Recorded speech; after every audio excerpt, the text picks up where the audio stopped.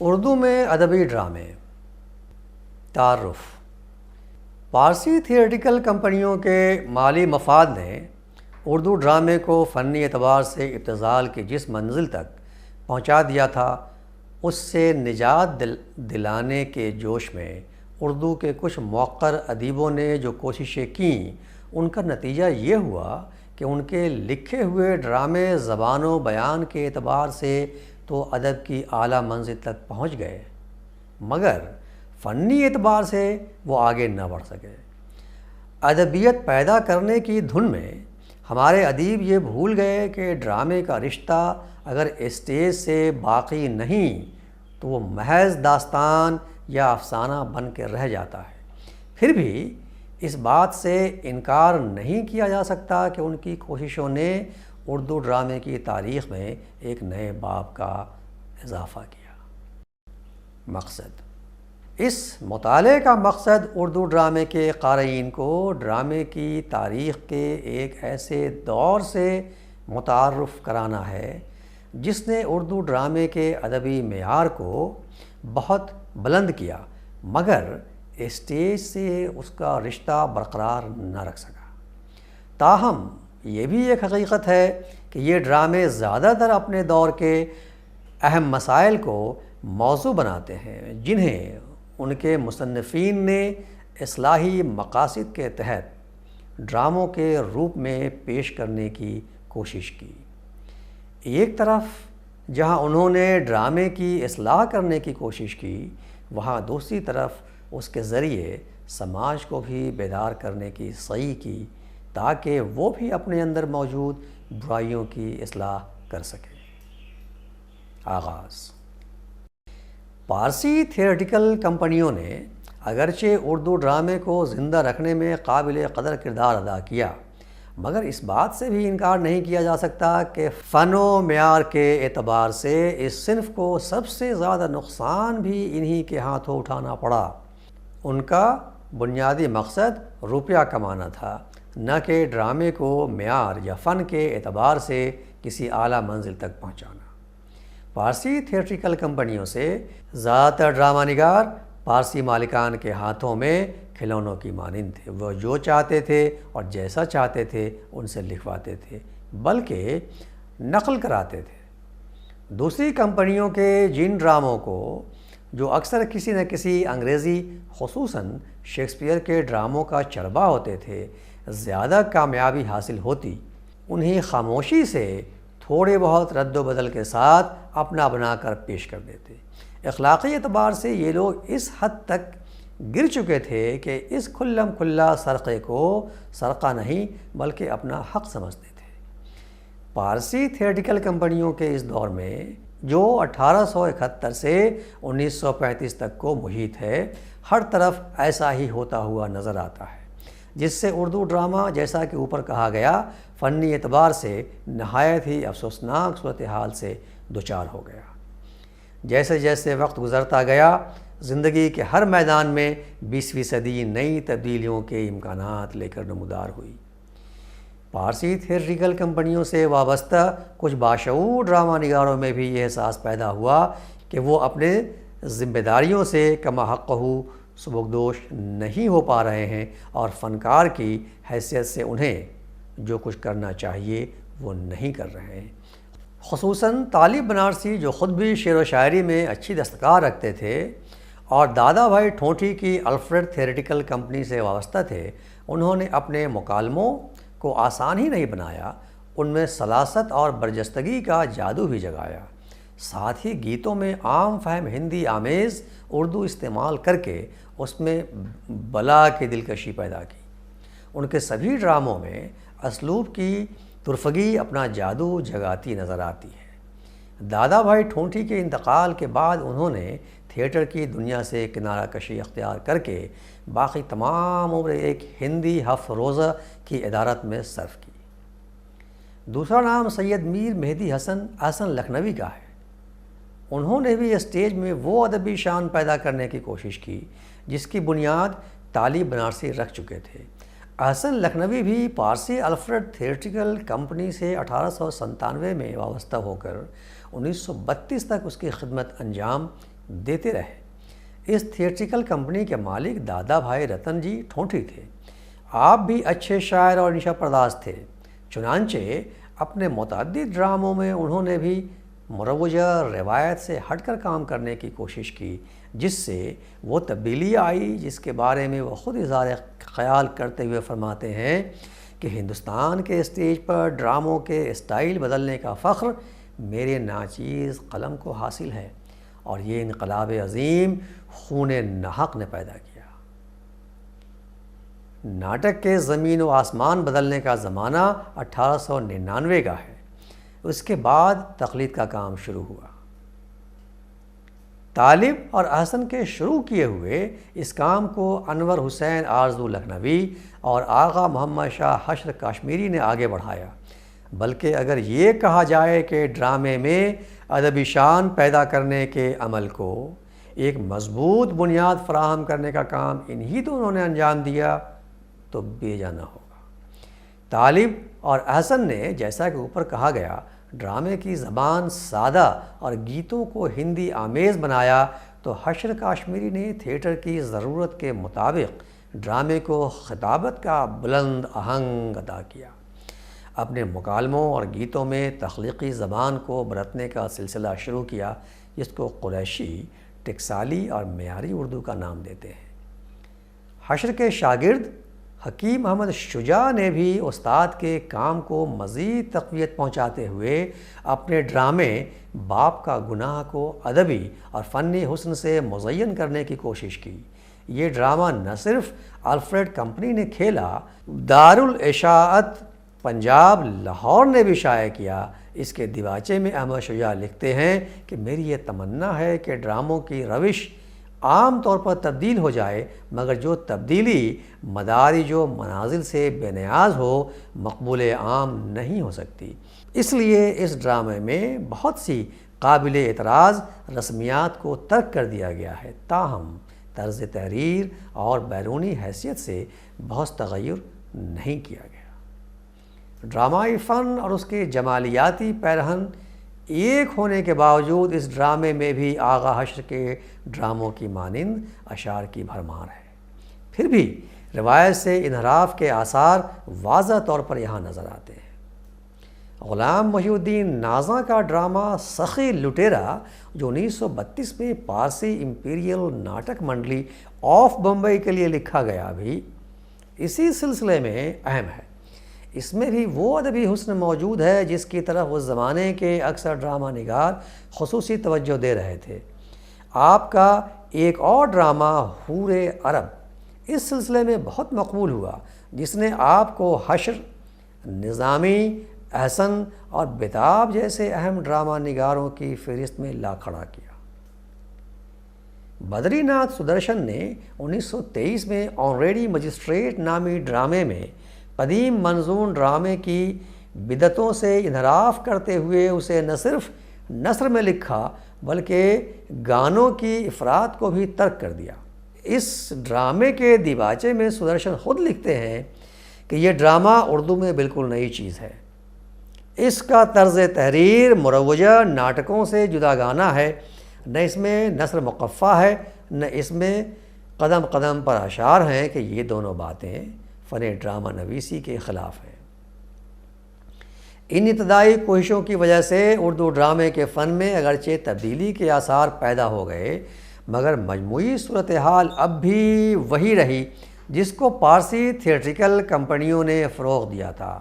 چنانچہ بہت جلد اس وقت کے کچھ اہم ادیبوں نے، جو اپنے اسلوب کی وجہ سے اردو دنیا میں اپنا الگ مقام بنا چکے تھے، ڈرامے کی کم مائگی سے متاثر ہو کر اس کی موجودہ صورتحال میں تبدیلی لانے کے لیے اردو ڈرامے کی طرف توجہ کی۔ ان میں اہم نام محمد حسین آزاد، مرزا محمد ہادی رسوا، عبدالحلیم شرر، عبدالماجد دریابادی، برج موہن دتاتریہ کیفی، پریم چند اور برج نارائن چکورست کے ہیں۔ اوپر جن ادیبوں کے نام پیش کیے گئے ہیں، ڈرامے کی تاریخ میں ان کے ڈراموں کو ادبی ڈراموں کے نام سے موسوم کیا جاتا ہے۔ ادبی ڈرامہ کیا ہے؟ اس کے بارے میں اتنا کہہ دینا کافی ہے کہ یہ ڈرامے کی وہ قسم ہے جس کا ادبی پایہ تو بہت بلند ہوتا ہے، مگر مکالموں کی طوالت اور واقعات کی نوعیت اس قسم کی ہوتی ہے کہ انہیں اسٹیج پر منون پیش کرنا ممکن نہیں ہوتا۔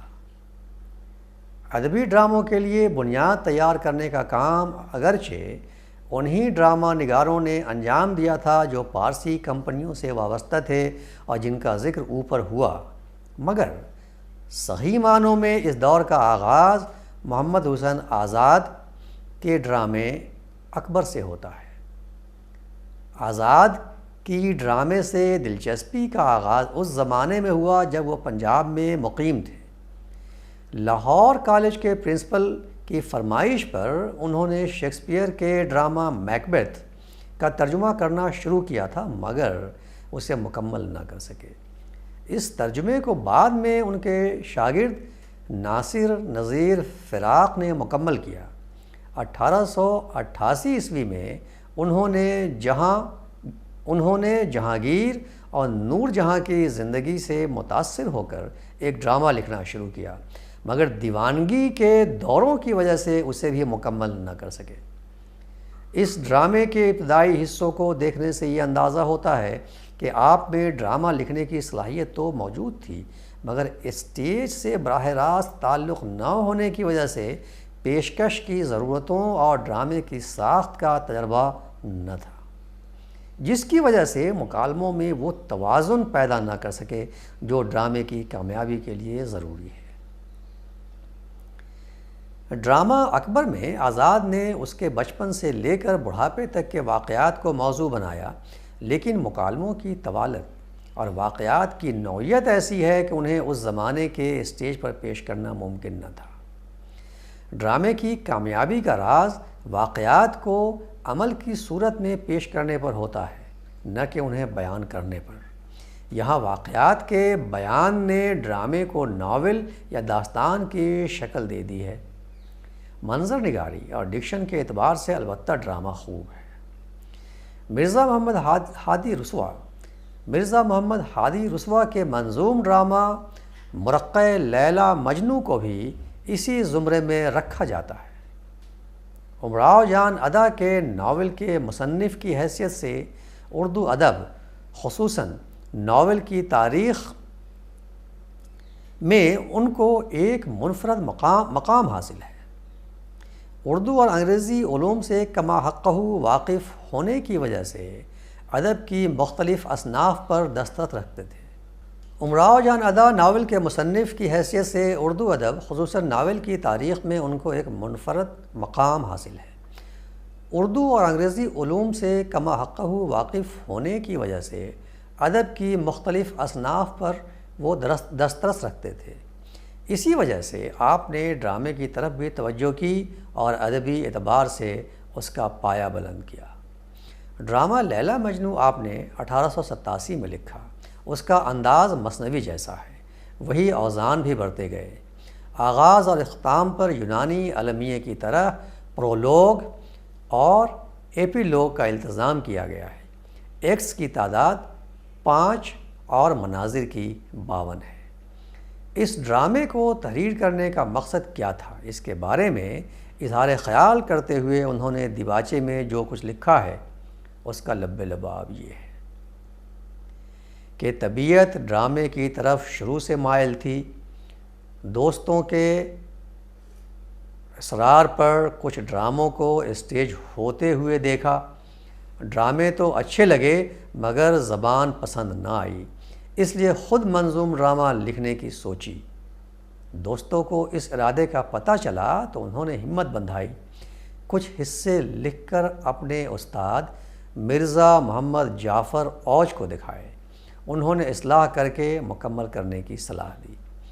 اس طرح یہ ڈرامہ وجود میں تو آ گیا، مگر وہ یہ خیال رکھنا بھول گئے کہ اسے اسٹیج پر کس طرح پیش کرنا ہے۔ چنانچہ فنی اعتبار سے ڈرامہ بہت کمزور رہ گیا۔ طویل مکالموں اور بے کیف کردار نگاری کی وجہ سے ڈرامے کا اثر زائل ہو جاتا ہے۔ کشمکش اور تصادم میں بھی وہ جان نہیں جو ناظر کو جکڑ سکے۔ اسی وجہ سے طبیعت بہت جلد اکتا جاتی ہے۔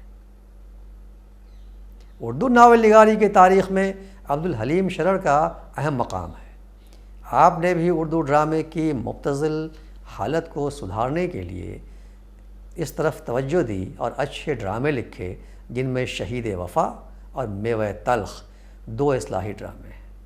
شہید وفا محبت کرنے والے دو نوجوانوں کی کہانی ہے جو بالآخر مہلک انجام کو پہنچتے ہیں۔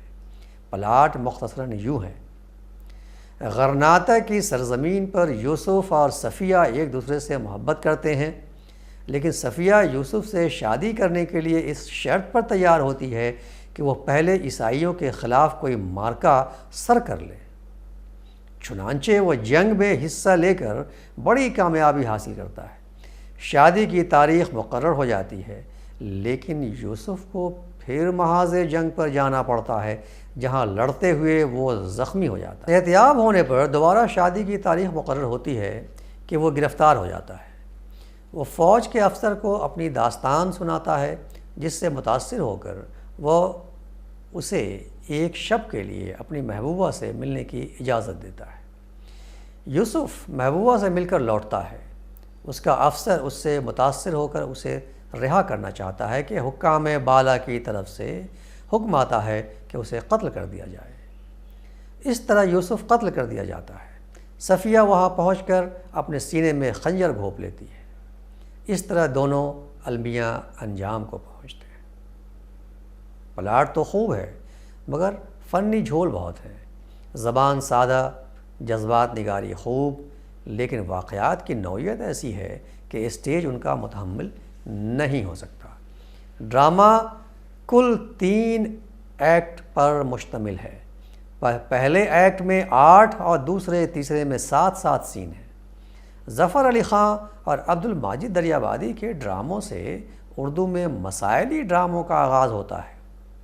خاص طور سے ان کے ڈرامے جنگ روس و جاپان، یعنی ظفر علی خاں کے ڈرامے جنگ روس و جاپان اور عبدالماجد دریابادی کے ڈرامے زود پشیماں کے ذریعے انہوں نے حب الوطنی کے جذبے کو نوجوان نسل میں عام کرنے کی کوشش کی۔ زود پشیماں 1917 عیسوی میں تخلیق ہو کر پہلے ایک رسالے میں مصنف کے اصلی نام کے بجائے ناظر کے فرضی نام سے شائع ہوا۔ نام چھپانے کی وجہ ڈرامہ نگاری کو اچھا نہ سمجھنا چاہیے۔ یہ ایک ایسا ڈرامہ ہے جو اس وقت کی اصلاحی تحریر کے زیر اثر وجود میں آیا۔ عبدالماجد دریابادی ایک نامور فلسفی، ادیب اور صحافی تھے۔ چنانچہ اپنے زمانے کے اکثر معاشرتی مسائل کو انہوں نے موضوع بنا کر اصلاح معاشرت کا فریضہ انجام دینے کی کوشش کی۔ اس ڈرامے میں بھی ایک بڑے ہی نازک مسئلے کو موضوع بنا کر اس کا حل تلاش کرنے کی شیء کی گئی ہے۔ بچپن کی شادی یا لڑکے لڑکی کی رضامندی کے بغیر انہیں ازدواجی بندھن میں باندھنے سے جو سماجی مسائل پیدا ہوتے ہیں، انہیں اس میں بڑی خوبی سے پیش کیا گیا ہے۔ زبان سادہ ہے، مگر کردار اس قدر طویل بحثیں کرتے ہیں کہ ڈرامائیٹ کا خون ہو جاتا ہے۔ اتنے طویل مکالموں کو اسٹیج پر ادا کرنا کسی کے بس کی بات نہیں۔ ڈرامے کے لیے ضروری ہوتا ہے کہ اس میں گفتگو کی زبان اور گفتگو کا لب و لہجہ بڑھتا جائے، نہ کہ تحریری انداز استعمال کیا جائے۔ اس ڈرامے میں تحریری لہجے کی مثالیں زیادہ ہیں جو اسے ڈرامے کے بجائے افسانے یا ناول سے قریب لے آتی ہے۔ کرداروں میں بھی تحرک نہیں۔ شروع ہی سے معلوم ہو جاتا ہے کہ کون سا کردار کس طرح کے خیالات رکھتا ہے، اور وہ بڑی سختی سے ان پر کاربند بھی رہتا ہے۔ اس طرح کے کرداروں میں نہ تو ارتقاء ممکن ہوتا ہے اور نہ اصلاح۔ ڈرامے میں غزلیہ نغمے بھی پیش کیے گئے ہیں جن سے ڈرامے کی ادبی حیثیت تو مسلم ہو جاتی ہے، مگر اس کا ڈرامائی پہلو کمزور رہ جاتا ہے۔ اچھا ہونے کے باوجود زود پشیمان کامیاب ڈرامہ قرار نہیں دیا جا سکتا، کیونکہ اسے اسٹیج پر پیش کرنا ممکن نہیں۔ ہاں، اسے ایک اچھا اصلاحی، ادبی اور معاشرتی ڈرامہ ضرور قرار دیا جا سکتا ہے۔ اسی طرح برج موہن دتاتریہ کیفی نے بھی راج دلاری کے نام سے 1913 میں ایک اصلاحی ڈرامہ تخلیق کیا۔ اس میں خواتین کے متعدد مسائل کو موضوع بنایا گیا، جیسے تعلیم نسواں، آزادی نسواں، عقد بیوگان اور دوسرے ایسے معاشرتی مسائل جن کا خواتین سے براہ راست تعلق تھا۔ یہ ڈرامہ موضوع اور ڈکشن دونوں اعتبار سے بلند مرتبہ رکھتا ہے۔ نہ تو اس میں وہ خرابیاں ہیں جن کے لیے اس زمانے کے تھیٹر بدنام تھے، اور نہ زبان کے اعتبار سے اس میں وہ بازاری پن یا ردب و یابس ہے جس سے اس دور کے ڈراموں کو پارسی تھیٹریکل کمپنیاں بھر دیا کرتی تھیں، محض روپیہ کمانے کی غرض سے۔ اس ڈرامے نے جو اہم سوال سماج کے سامنے رکھا اور جو آج بھی اتنا ہی اہم ہے جتنا اس وقت تھا، وہ یہ ہے کہ ہم مغربی تعلیم و تربیت اور مغربی شائستگی کو کس حد تک اپنے گھروں میں جگہ دے سکتے ہیں۔ موضوع اہم ہونے کے باوجود واقعات کا ہندوستان سے افریقہ تک کا پھیلاؤ، مکالموں کی طوالت اور زبان کا ادبی پیرہن اسے اسٹیج تک پہنچنے نہیں دیتا۔ کردار نگاری کے اعتبار سے بھی اس میں سب سے بڑی خامی یہ ہے کہ انہیں اچھے، برے اور نیک و بد کے خانوں میں ابتدا ہی سے تقسیم کر دیا گیا ہے اور ان میں ارتقاء کی کوئی گنجائش نہیں چھوڑی گئی۔ گانوں کی تعداد بھی اچھی خاصی ہے، ان میں گیت بھی ہیں اور غزلیں بھی۔ مجموعی اعتبار سے اصلاحی ہونے کے باوجود راج دلاری فنی اعتبار سے ایک کمزور ڈرامہ ہے۔ پریم چند بنیادی طور پر افسانہ نگار و ناول نگار ہیں، لیکن آپ نے کچھ ڈرامے بھی لکھے ہیں جو حسب ذیل ہیں۔ شب تار ماترلنگ کے کسی ڈرامے سے ماخوذ، کربلا، روحانی شادی، انکار اناتول فرانس کے ڈرامے کا ترجمہ ہے۔ بنیادی طور پر وہ ترقی پسند تھے، اس لیے انہوں نے ناولوں اور افسانوں کی طرح ڈراموں میں بھی زندگی کے مختلف پہلوؤں کی ایماندارانہ بلکہ حقیقت نگارانہ ترجمانی کی۔ کربلا ان کا سب سے اہم ڈرامہ ہے جو 5 ایکٹ پر پھیلا ہوا ہے۔ پہلے ایکٹ میں 7، دوسرے میں 13، تیسرے میں 7، چوتھے میں 10، پانچویں میں 6 مناظر ہیں۔ موضوع کے اعتبار سے اس میں کوئی ایسی بات نہیں جس کو ڈرامہ نگار کی دین قرار دیا جا سکے، لیکن جس ڈھنگ سے مصنف نے اسے پیش کیا ہے وہ یقیناً ان کا اپنا ہے۔ زبان سادہ اور رواں ہے، مکالموں کا اسلوب بھی ڈرامائی ضرورت کے عین مطابق ہے، مناظر کی تشکیل میں پریم چند کو ید طولہ حاصل ہے۔ یہاں بھی یہ خصوصیت اپنے جوہر دکھاتی نظر آتی ہے، لیکن طویل مکالموں اور خود کلامیوں کو طبیعت زیادہ دیر تک گوارا نہیں کر سکتی۔ تصادم اور کشمکش کو پوری ڈرامائیت کے ساتھ پیش کرنے کے مواقع پلاٹ میں ضرور تھے، مگر وہ انہیں نبھانے کے بجائے ناول کی طرح محض بیان کر کے رہ جاتے ہیں۔ امانت اور پارسی تھیٹریکل کمپنیوں کی وجہ سے ڈرامہ چونکہ شروع ہی سے تفریح اور پیسہ کمانے کا ذریعہ بنا رہا، جس کو سماج اچھا نہ سمجھتا تھا، اس لیے اچھے فنکار اس کی طرف رجوع کرنے سے گریز کرتے رہے۔ چنانچہ اصلاح کی خاطر جب ہمارے بڑے فنکاروں نے اس کی طرف توجہ کی تو ادبیت پیدا کرنے کی دھن میں یہ بھول گئے کہ ڈرامے کی کامیابی کا راز اسے اسٹیج پر پیش کرنے میں ہوتا ہے، نہ کہ محض کتابی صورت میں لکھ دینے میں۔ چنانچہ ان کے اکثر ڈرامے اس میدان میں کامیابی کی منزل تک رسائی حاصل نہ کر سکے۔ برج نارائن چکرورتی کا ڈرامہ کملا بھی اس دائرے میں رکھا جا سکتا ہے۔ ان کا شمار ان لوگوں میں ہوتا ہے جو مغرب کی کورانہ تقلید کو برا سمجھتے تھے۔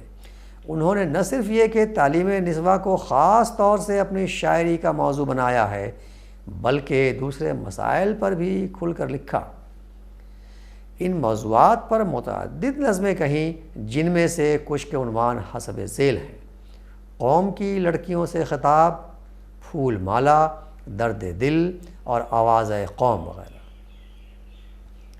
ان کا مقصد چونکہ سماج کی اصلاح تھا، اس لیے انہوں نے ساری سماجی خرابیوں کو بے نقاب کرنے کا بیڑا اٹھایا۔ کملا ان کی اس کوشش کا نتیجہ ہے جس کا موضوع بے جوڑ شادی ہے۔ 5 ایکٹ پر مشتمل اس ڈرامے کا پھیلاؤ اتنا زیادہ ہے کہ اصل مقصد فوت ہو جاتا ہے۔ اس ڈرامے میں ایک بہت ہی دقیانوسی اور پرانے خیال کے راجپوت گھرانے کو موضوع بنایا گیا ہے۔ اجیت سنگھ اور کملا کا رشتہ طے ہو رہا ہے۔ کملا کا بھائی سورج سنگھ جو ولایت سے پڑھ کر آیا ہے، وہ شادی کے پہلے بہن کو اجیت سنگھ سے ملانا چاہتا ہے اور اسے گھر بلا کر بہن سے ملا بھی دیتا ہے۔ ان کے والد ہری سنگھ چونکہ قدامت پرست ہیں، اس لیے وہ اس بات کو گوارا نہیں کر سکتے۔ انہیں جب اس کا علم ہوتا ہے تو وہ سورج سنگھ اور کملا کو گھر سے نکال دیتے ہیں۔ اس طرح سارا گھر تباہ ہو جاتا ہے۔ مصنف نے اردو ڈرامے کے ذریعے اپنے دور کے اس طرح کے مسائل کو ابھارا اور اصلاح کی طرف سماج کو مائل کرنے کی کوشش کی ہے۔ اس کے ساتھ ہی ایک دوسرے مسئلے کی طرف بھی اشارہ کیا گیا ہے۔ اس زمانے میں امیر خاندانوں کے بچے باہر سے تعلیم حاصل کر کے جب لوٹتے تو اپنی تہذیبی اقدار سے اس قدر برگشتہ ہو چکے ہوتے کہ انہیں اپنی اچھی باتیں بھی بری لگتیں۔ اس سے طرح طرح کے تہذیبی و سماجی مسائل پیدا ہوتے۔ اس ڈرامے کے ذریعے یہ احساس دلانے کی کوشش بھی کی گئی ہے کہ مغربی تعلیم حاصل کرنے کے معنی یہ ہرگز نہیں کہ انسان اپنی تہذیب و تمدن کو فراموش کر دے۔ دونوں کے درمیان ایک اعتدال قائم کرنا ضروری ہے۔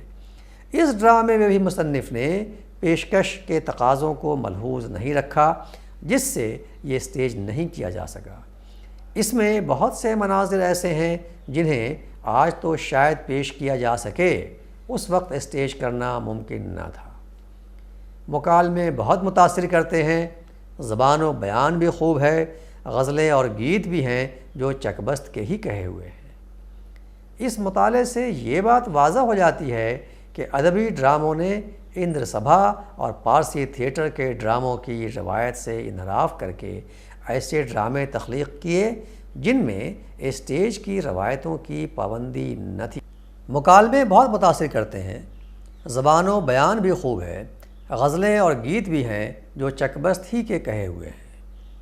اس مطالعے سے یہ بات واضح ہو جاتی ہے کہ ادبی ڈراموں نے اندر سبھا اور پارسی تھیٹر کے ڈراموں کی روایت سے انحراف کر کے ایسے ڈرامے تخلیق کیے جن میں اسٹیج کی روایتوں کی پابندی نہ تھی۔ ان لوگوں کا مقصد اردو ڈرامے کو ابتذال سے نجات دلانا تھا جو پارسی کمپنیوں کی وجہ سے پیدا ہو گیا تھا۔ لیکن اصلاح پسندی کے اس جوش میں وہ یہ بھول گئے کہ ڈرامہ اسٹیج پر پیش کرنے کے لیے لکھا جاتا ہے، نہ کہ کتابی صورت میں لائبریریوں میں سجانے کے لیے۔ لسانی اور ادبی اعتبار سے یہ ڈرامے البتہ نہایت اہم ہیں۔ خلاصہ: ادبی اعتبار سے سب سے زیادہ نقصان اگرچہ اردو ڈرامے کو پارسی تھیٹریکل کمپنیوں کے ہاتھوں اٹھانا پڑا، لیکن یہ بھی ایک حقیقت ہے انہی پارسی کمپنیوں سے وابستہ ڈرامہ نگاروں نے سب سے پہلے یہ محسوس کیا کہ وہ جو کچھ کر رہے ہیں وہ نہ تو خود ان کے لیے اور نہ صنف ڈرامہ کے لیے مفید ہے، اور یہ بھی کہ اس تنزل کو روک کر اصلاح کی کوشش کرنی چاہیے۔ چنانچہ پارسی کمپنیوں سے وابستہ جن باشعور ڈرامہ نگاروں نے سب سے پہلے اس میدان میں قدم رکھا ان کے نام طالب بنارسی اور احسن لکھنوی ہیں۔ ان دونوں نے اردو ڈرامے کی زبان کو سادگی عطا کرنے کے ساتھ گیتوں کو ہندی آمیز بنا کر ارتقاء کی طرف مائل کرنے کی کوشش کی۔ آرزو لکھنوی اور آغا حشر کاشمیری نے ان کوششوں کو مزید تقویت پہنچاتے ہوئے بڑے تجربوں کے لیے زمین ہموار کی۔ حشر نے ڈراموں کو خطابت کا بلند آہنگ بھی عطا کیا۔ حکیم شجاع آغا حشر کے شاگرد حکیم شجاع نے اپنے استاد کی روایت کو آگے بڑھایا۔ سدرشن نے نظم کی جگہ نثر کو ذریعہ اظہار بنایا، نیز گانوں کی تعداد کو بھی کم کیا۔ مندرجہ بالا ڈرامہ نگاروں کی کوششوں کا نتیجہ یہ ہوا کہ وہ زمین تیار ہو گئی جو بڑے تجربوں کے لیے ضروری ہوتی ہے۔ چنانچہ رسوا، شرر، منشی پریم چند، عبد الماجد دریابادی اور کیفی نے اپنے سے پہلوؤں کی تیار کردہ زمین پر عمارت۔ مندرجہ بالا ڈرامہ نگاروں کی کوششوں کا نتیجہ یہ ہوا کہ وہ زمین تیار ہو گئی جو بڑے تجربوں کے لیے ضروری ہوتی ہے۔ چنانچہ رسوا، شرر، منشی پریم چند، عبد الماجد دریابادی اور کیفی نے اپنے پیش روؤں کی تیار کردہ زمین پر عمارت کھڑی کی، جس نے اردو ڈراموں کی تاریخ میں ایک نئے باب کا اضافہ کیا۔ ادبی ڈرامے کی روایت کا صحیح معنوں میں آغاز محمد حسین آزاد کے ڈرامے اکبر سے ہوا، اور رسوا نے مرقع لیلی مجنوں لکھ کر اس روایت کو مزید تقویت دینے کا کام کیا۔ شرر کے شہید وفا نے بھی اردو ڈرامے کی افسوسناک حالت کو بہتری کی طرف لانے کی کوشش کی۔ ظفر علی خاں اور عبد الماجد دریابادی نے ادبی کے ساتھ ساتھ مسائلی ڈراموں کی روایت کو بھی آگے بڑھایا۔ جنگ روس و جاپان اور زود پشیمان انہی مقاصد کو پورا کرتے ہیں۔ پنڈت کیفی نے راج دلاری کے عنوان سے تعلیم نسواں کے موضوع پر ایک اصلاحی ڈرامہ پیش کیا۔ منشی پریم چند نے کربلا کے عنوان سے 1926 سے 1928 کے دوران میں ڈرامہ تخلیق کیا۔ ادبی ڈراموں کی روایت کے تحت لکھے جانے والے متذکرہ بالا ڈرامے اگرچہ زبان و بیان کے اعتبار سے خوب تھے، لیکن مکالموں کی طوالت اور واقعات کی نوعیت کچھ ایسی تھی کہ وہ اس دور کے اسٹیج پر پیش نہ کیے جا سکے۔ چک بست کا کملہ بھی اسی زمرے میں آتا ہے۔